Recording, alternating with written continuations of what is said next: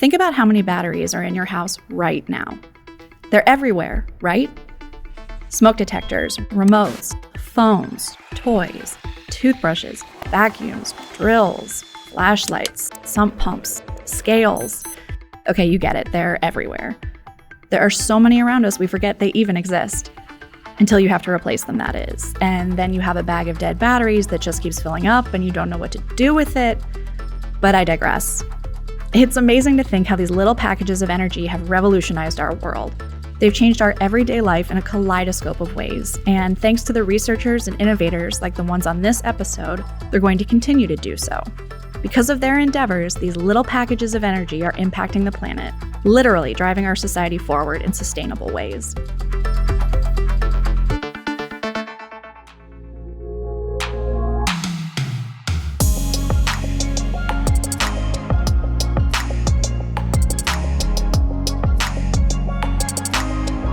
I'm Franny Lazarus, and you're listening to Now at Ohio State. We talk with researchers, innovators, and bold thinkers who look at our world, see what the real challenges are, and create the solutions that people need now. So clearly, batteries have come a long, long way from simply powering your flashlight or your toothbrush. Think bigger, like really big. Cars, drones, buses, planes, you name it. Sean Midlam-Moeller thinks about big batteries all day. More specifically, he thinks about electric vehicle systems, how they can be implemented, streamlined, made more efficient. Sean is a professor of practice in the Mechanical and Aerospace Engineering Department. As a director and a researcher, he is heavily engaged in advanced automotive systems, autonomous vehicles, and the electrification of vehicles. He is also the faculty advisor for Ohio State's highly decorated team in the EcoCar Mobility Challenge.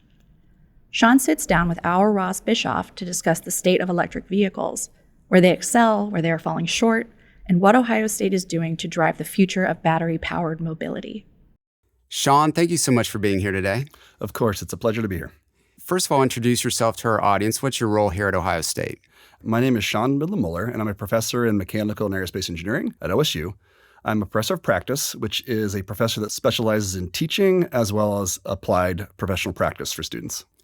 So we want to talk about electric vehicles today, and a lot of electric vehicles have fans, they have detractors, but in your own words, just kind of tell us what the promise of electric vehicles are right now. Electric vehicles are one technology that is there to help us kind of bridge the gap towards more sustainable transportation. They're not a silver bullet. There's lots of other changes that need to be made structurally in terms of how we produce energy, for instance. But the main advantage of an electric vehicle is that locally at the vehicle, it's not creating emissions. The other thing they allow is more efficiency. So electric motors are extremely efficient. So when you look at the actual vehicle in terms of what the operator's having to pay, the operating costs are about half as much. The challenge with EVs is we need to be able to power them with things that are increasingly sustainable. We could effectively have solar and wind powered vehicles or nuclear powered vehicles that don't have the type of emissions, carbon emissions in particular, that we're trying to move away from generally as a nation, in fact, the world. It sounds great, but there's obviously a lot of work to do. Can you talk about where EVs are falling short right now, especially when compared to traditional vehicles? One of the challenges with EVs is cost. Battery technology in that volume is expensive.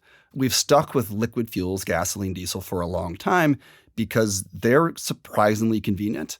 Engines are really complicated. The supply chain is really complicated for all of the fuel and the technologies to build the vehicles, but we have that in place. We are trying to move from what we've been doing for over 100 years into something new. And there's a lot of challenges there to move having refueling stations for vehicles, charging stations, right? We don't have the infrastructure there quite yet, but as we start putting in more and more vehicles in the system, they're EV, things ramp up, and we're moving there for sure. Another thing that comes up is, will the power grid be ready for a bunch of electric vehicles driving around? The reality is things change slowly. Our power grid is effectively sized to meet our worst case day in terms of power. We don't typically have brownouts or blackouts, so there's a lot of capacity there. If you look actually at the peaks versus the valleys, even on the hot days when air conditioning drives a lot of the demand, there's a lot of capacity to generate power that is later in the evening into early morning, but that requires you to time things as well, right? The generation capacity is generally there to start making pretty strong shifts, and those are things that we can plan for with policy and with economic incentives, et cetera. So it's not a reason to stop moving forward for sure. It will eventually become a problem. But again, there are ways to keep the generation capacity moving. But you are right. If in a year we wanted to replace all of our fuel energy with electricity, we would need to make a massive, not quite doubling, but something of that order in terms of electric production. We can't do that. But over 10, 15, 20 years, yeah, we can do that. So the main conversation I want to have today is about Ohio State's role in meeting the challenges, right? Specifically, institutions like the Center for Automotive Research, which you have a big role in. What are some of the ways Ohio State and CAR are trying to tackle these challenges? Through CAR and the faculty affiliated with CAR, there's just a tremendous expertise. I first set foot on campus here in 1999 as a graduate student, and we were already working on hybrid electric vehicles. There was already autonomous research happening. This was in the 90s. It had been going on for 5-10 years at that point, right? This is right around kind of the dawn of, hybrids. That's interesting. That legacy of activity being kind of at the forefront has just carried through in the last, I guess, couple decades at this point. There's just tons of work going on all over the place.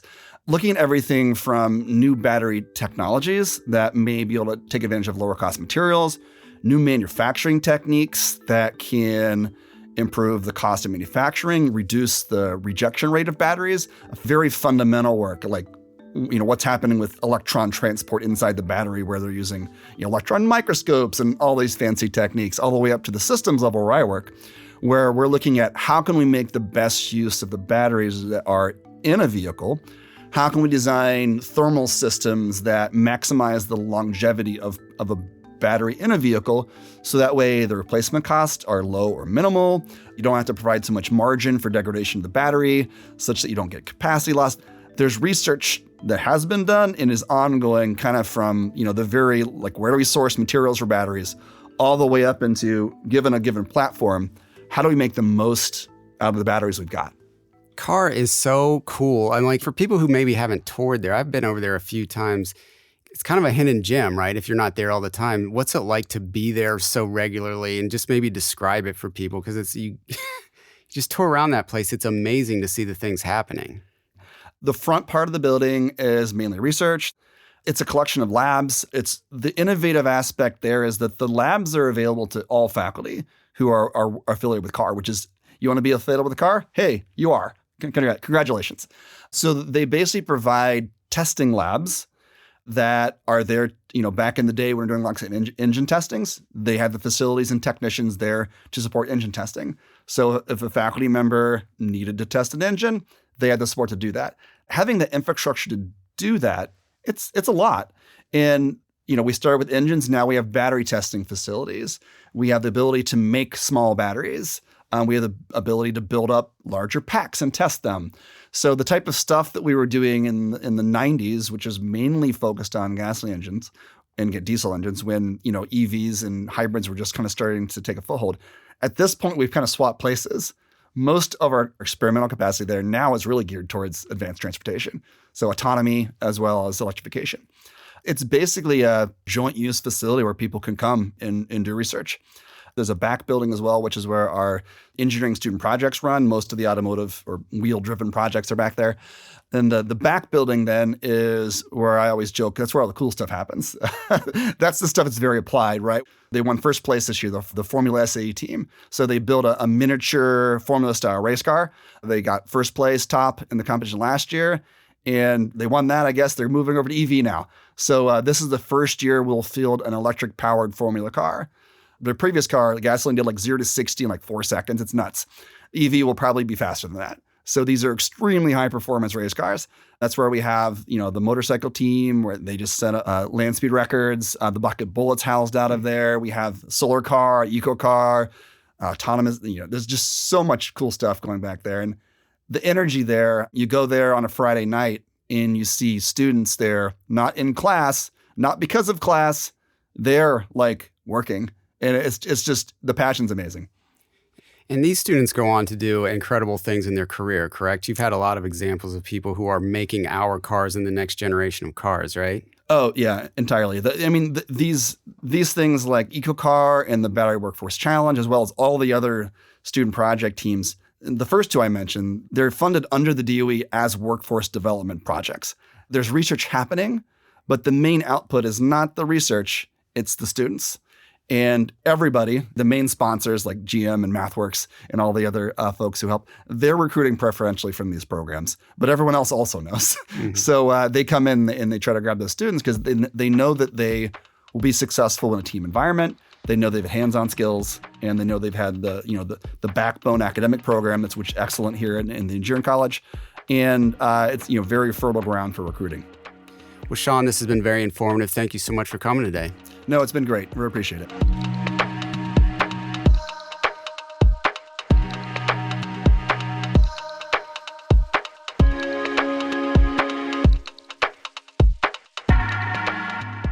Now, not everyone has the means for a personal electric vehicle, but what if we scaled them up? What if we applied the concept of battery-powered electric vehicles to mass transit? Enter Stephanie Stockhar and Marcello Canova. Stockhar is an assistant professor in the Department of Mechanical and Aerospace Engineering, director of the Control and Optimization for Sustainable Technology, or COST Lab, and affiliated faculty with the Sustainability Institute. Canova is professor of Mechanical and Aerospace Engineering and associate director for graduate and continuing education at the Center for Automotive Research. And one day, Columbus's Central Ohio Transit Authority, or COTA, came to them with a question. What if our buses were electric? Our Todd Jones sits down with Stockhar and Canova to discuss their work with COTA, their extensive findings, and how those findings are helping COTA understand the possibilities of their EVs. Professor Stockhar, Professor Canova, thank you very much for joining us. Our pleasure. Thank you. It's an honor to be here. I'm looking forward to this conversation. We're going to talk about electric buses and the research that you're doing. In 2022, COTA comes to you at Ohio State. First of all, why did they come to you? And what did they come to you with? What did they want from you? To preface this, COTA and Ohio State have an excellent relationship. We've been partnering together towards federal programs. And COTA is also actively involved in the operations of the Center for Automotive Research. It's an excellent partner. That was a very interesting project that we had the opportunity to work on. So the core of the project was, let's say that we have this electric bus, what is the range? We want to operate it along one of our routes, considering different variations. So how sensitive is our bus to changes in traffic, changes in passengers, changes in temperatures? So this is what we started looking and trying to understand in a more systematic way. COTA was considering a deployment program or a pilot program where they purchased 2 electric buses from a manufacturer, and they had an evaluation period of 1 year where they could test these buses on public roads, on actual services, and collect data to do an evaluation of whether to have a more robust deployment program. So they took that data and came to you and say, will you please analyze this? Yes, but that was also part of the problem. The issue is that even with a year and 2 vehicles on the road, you cannot possibly collect enough data or have enough information on what are the factors that influence the range of the battery, how much energy the vehicle is going to consume to drive. And also, there are important questions regarding the impact of driving conditions on the durability. So there were a short-term goal that was estimating or predicting the energy consumed by the vehicle's battery if we're considering a large-scale deployment over multiple routes, multiple services in different areas of the city, which with only 2 buses, even in a 1 year of testing time, you won't be able to cover. And then there was the long-term question on, would the battery be able to last 10 years when in service? So it was the beginning of testing. It wasn't like they're ready to just make this grand decision based on what you have found in the past year. Yeah, so they specifically asked us to help them, fill in those knowledge gaps, to help them make a better decision on how many buses to purchase and which routes, which services would need to be electrified first to be able to achieve the most rapid possible deployment of this technology on their service. So I think it was more like a complement of what they were able to collect on the road. So their plan was to deploy and collect data, and together with that, we could support their decision by generating predictive models so that they can exercise scenarios that they cannot maybe encounter. Like, for example, different passenger occupancy and traffic scenarios, or as Marcello mentioned, see what happens on a different service line.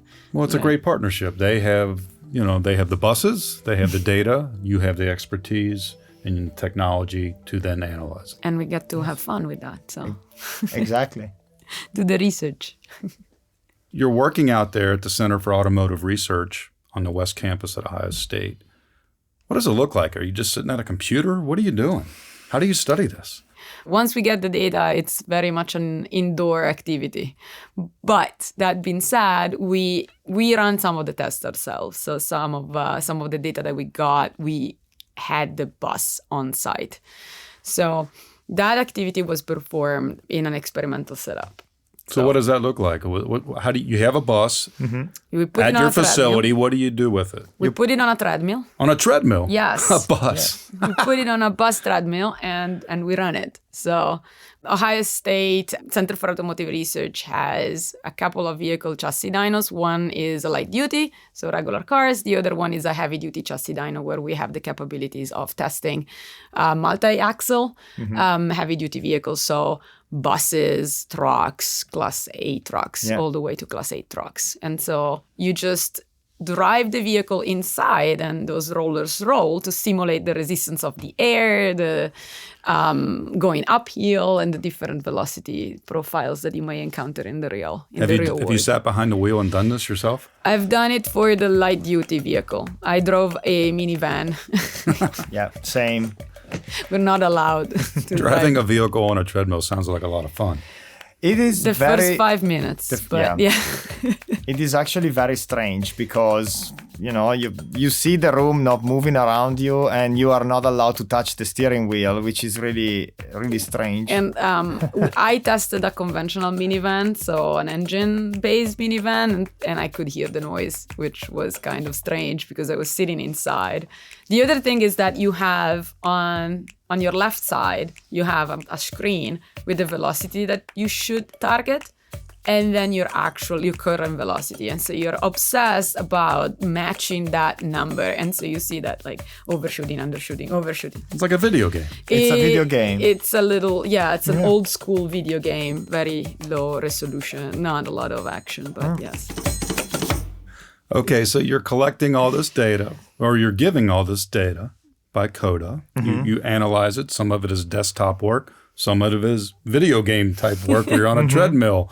You study this for a year, and you're supposed to come up with a predictive model, a tool that CODA can use, and you presented that to them in the summer of 2023.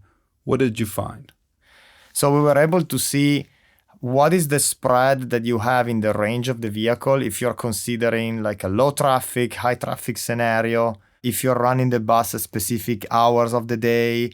What if you are working at full capacity or half load in terms of passenger or rider demand, and so on? The numbers were staggering. We were looking at variations of plus minus 30% in the energy consumed over the same exact route if you were going from a low traffic to a medium traffic scenario where a few more stops and go along the route. We also looked along a route to change the traffic lights.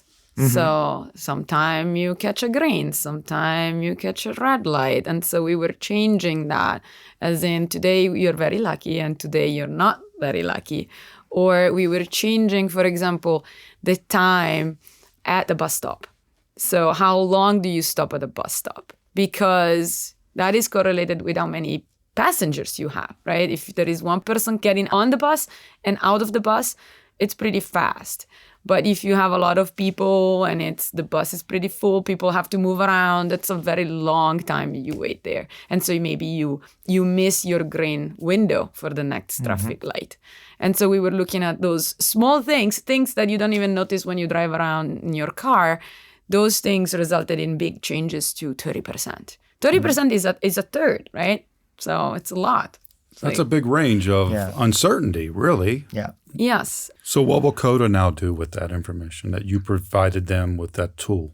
Hopefully they can use it to analyze how to deploy those buses.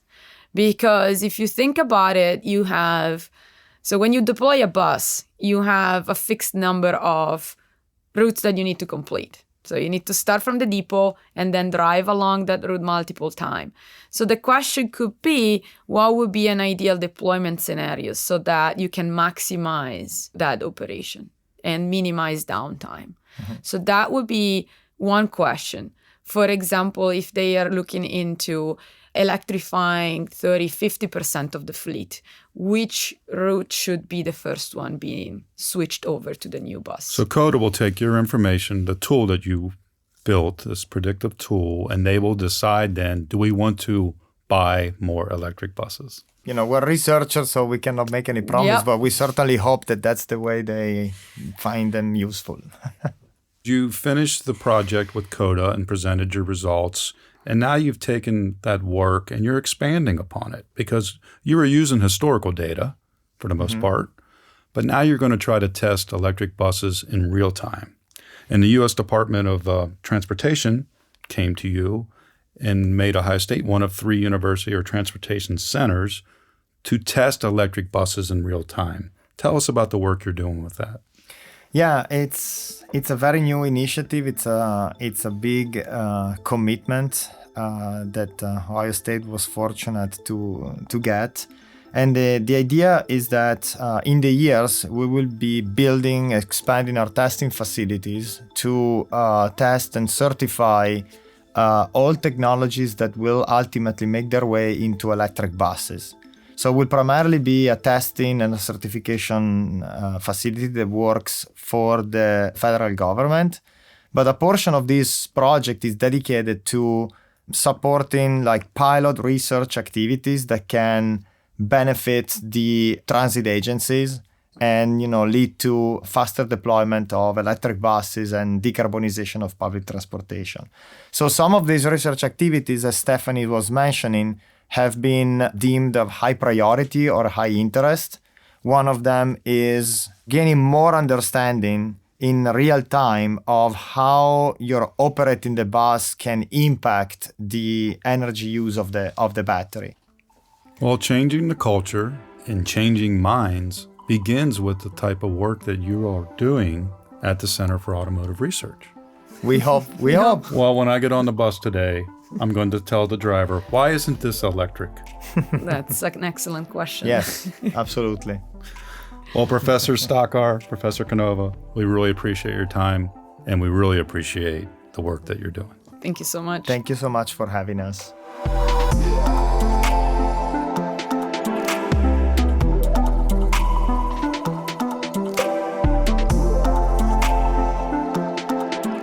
It's funny. When we look at that bag of used batteries, we usually just wonder what to do with it. We rarely reminisce about what those batteries did for us. The myriad ways those little packages of energy could impact our daily lives. And now that batteries are powering our homes, powering our means of transportation, potentially our mass transit systems, it makes you wonder, what else can these little power packs provide for achieving a more sustainable society? Because the research, the innovations, the possibilities, they just keep going and going and going and going and going and going.